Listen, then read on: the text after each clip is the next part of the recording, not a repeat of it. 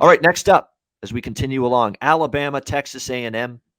Alabama, 17.5-point road favorites, 51.5 the total. Yeah, even though this is coming off the big game against Ole Miss, A&M's offense is broken. I don't know what else to say. Calzada's not the answer. Struggled to move the ball again. That's 2 weeks in a row against Arkansas. Then last week against Mississippi State, losing outright as favorites to the Bulldogs. Their offense struggled. And look, their defense has kind of gone backward a little bit as well, this A&M team. And look, A&M was horribly overvalued and overrated coming into the year. I think we're finding that out right now. They struggled against Kent State in their first game. They barely beat Colorado. Remember that a few weeks ago. And now the fact that this team was less than impressive early on, and now you're seeing the competition get harder, and they have not been able to get the job done against Arkansas and Mississippi State these last two games. Now you got to play Alabama.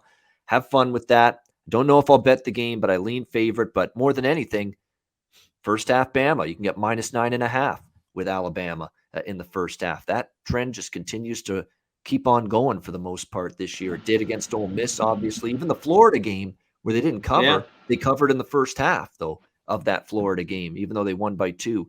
That's where I'd go. First half, -9.5 on Roll Tide. What do you think, Conor Mack? Yeah, you're getting under 10.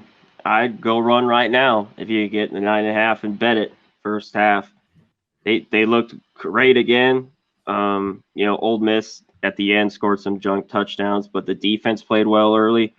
You're right, A&M, they can't score the football. They're just having the hardest time. That offense is just not fun to watch. So this is all Alabama here for me. Yeah, absolutely. It's Alabama or pass, and that A&M defense hasn't worked against Arkansas and Mississippi State. Now you got to play Alabama, which was incredibly impressive against Matt Corral. Yeah, you can say they gave up yards and they moved the ball, Ole Miss, but the bottom line is when it came down to stopping them on fourth down, Alabama was up to the task. They made the plays. Got stopped when they needed them. And that's all that matters. That was a very good defensive performance. And Bryce Young, are we worried about him anymore? No. He's looked terrific for the most part at quarterback for the Crimson Tide.